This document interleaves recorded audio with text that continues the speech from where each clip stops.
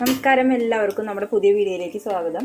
അപ്പോൾ ഇന്ന് നമ്മൾ തയ്യാറാക്കുന്നത് മീനിൻ്റെ പരിനീർ അഥവാ മീനിൻ്റെ മുട്ട എന്നൊക്കെ പറയില്ലേ, ആ സംഭവം കൊണ്ട് നമുക്ക് ഈസി ആയിട്ട് പെട്ടെന്ന് ഒരു 5 മിനിറ്റ് കൊണ്ട് തന്നെ തയ്യാറാക്കാൻ പറ്റുന്ന നല്ല അടിപൊളി ഇതാണ്.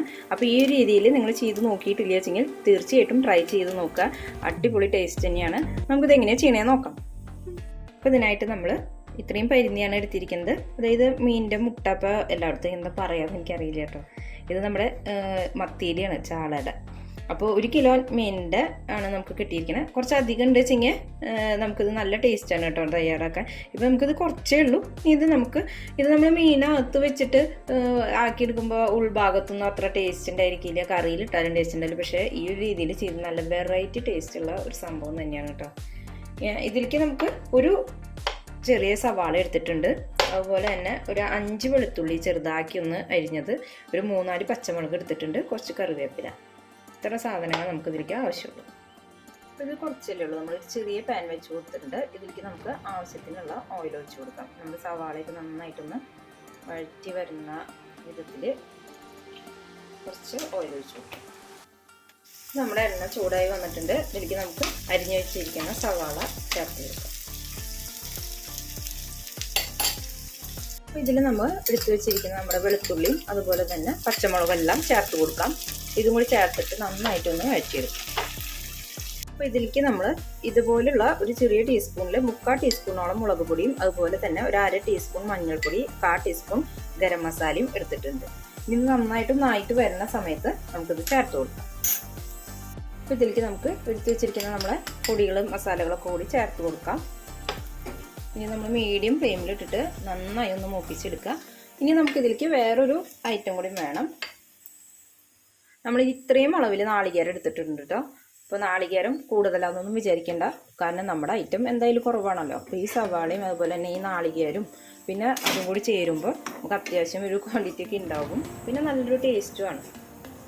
ഇനി ഇത് നന്നായി ഒന്ന് മൂത്ത് വരുമ്പോൾ നമുക്കിത് ചേർത്ത് കൊടുക്കാം. നമ്മൾ നാളികേരം ചേർത്ത് കൊടുത്തിട്ടുണ്ട്. നമുക്ക് നന്നായി ഒന്ന് ഇളക്കി യോജിപ്പിച്ച് കൊടുക്കാം. അതുപോലെ തന്നെ കുറച്ച് കറിവേപ്പില നമ്മൾ തുടക്കത്തിലേ ഇട്ടിട്ടുണ്ട്. ഇനി അവസാനം നമുക്ക് കുറച്ച് കറിവേപ്പിലയും കൂടി ചേർത്ത് കൊടുക്കാം കേട്ടോ. ഈ നാളികേരം നന്നായി ഒന്ന് മൂത്ത് വന്നോട്ടെ, ഒന്ന് ഫ്രൈ ആയി വന്നോട്ടെ. അപ്പോഴാണ് നമുക്ക് കുറച്ചും കൂടി നല്ല ടേസ്റ്റ് ഉണ്ടായിരിക്കും. ഇതിലേക്ക് നമ്മുടെ ഐറ്റംസ് എല്ലാം ചേർത്ത് കൊടുക്കാം കേട്ടോ. മീനിൽ പരിഞ്ഞ് ചേർത്ത് കൊടുക്കാം. ഇനി ഇത് നമുക്ക് നന്നായിട്ടൊന്ന് യോജിപ്പിച്ചെടുക്കാം. നമ്മളിത് സാധാരണ എണ്ണയിലിട്ടിട്ട് ഫ്രൈ ചെയ്തെടുക്കും. അപ്പോൾ ആകെ പൊട്ടിത്തെറിച്ച് ശരിക്കും നമ്മുടെ ഗ്യാസുമേയും അതുപോലെ ചുമരുമയും ഒക്കെ ആകെ പൊട്ടിത്തെറിച്ച് കിട്ടും. എന്നാൽ ഈ രീതിയിൽ ചെയ്യാന്ന് വെച്ചാൽ നമുക്ക് അങ്ങനെയുള്ളൊരു ബുദ്ധിമുട്ട് ഇല്ല. ഇനി ഇത് നന്നായിട്ട് ഇതുപോലെ തന്നെ ഇളക്കി കൊടുക്കുക. എന്നിട്ട് നമുക്കൊരു 5 മിനിറ്റ് നേരം ഒന്ന് അടച്ച് വെച്ചിട്ട് വേവിക്കാം. കുറച്ച് നേരം നമ്മളൊന്ന് എല്ലാം യോജിപ്പിച്ച് എടുക്കാൻ പാകത്തിന് ഒന്ന് ആക്കുക. അതിന് ശേഷം നമുക്കൊന്ന് അടച്ച് വെച്ചിട്ട് ഒന്ന് വേവിച്ചെടുക്കാം. അടച്ച് വയ്ക്കും മുമ്പ് നമുക്ക് കുറച്ച് ഉപ്പ്, ഇതിലേക്ക് ആവശ്യത്തിനുള്ള ഉപ്പും കൂടി ചേർത്ത് കൊടുക്കാം കേട്ടോ. ഇപ്പോൾ നമ്മൾ ഒരു 5 മിനിറ്റ് നേരത്തെ മീഡിയം ഫ്ലെയിമിലിട്ടിട്ട് നന്നായി ഒന്ന് വേവിച്ചെടുത്തിട്ടുണ്ട്. ഇനി നമ്മൾ ഇതിൽ വലുതായിട്ട് കെടുക്കുന്നതൊക്കെ ഉണ്ട് വെച്ചെങ്കിൽ ജസ്റ്റ് ഇതുപോലെയൊക്കെ ഒന്ന് പൊട്ടിച്ചിട്ട് കൊടുക്കുക. എല്ലാ ഭാഗത്തേക്കും ഒന്ന് ആയി വരാൻ വേണ്ടിയിട്ടാണ് കേട്ടോ. അപ്പോൾ ഇത് ആയി വന്നിട്ടുണ്ട്. അപ്പോൾ ഇത് ചെറിയ മീനിൻ്റെയൊക്കെയാണ്.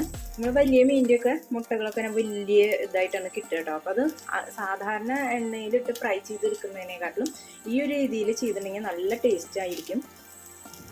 അപ്പോൾ എല്ലാവരും ട്രൈ ചെയ്ത് നോക്കുക. ഇത്ര ഒരു 5 മിനിറ്റ് നേരം പോലും വേണ്ട.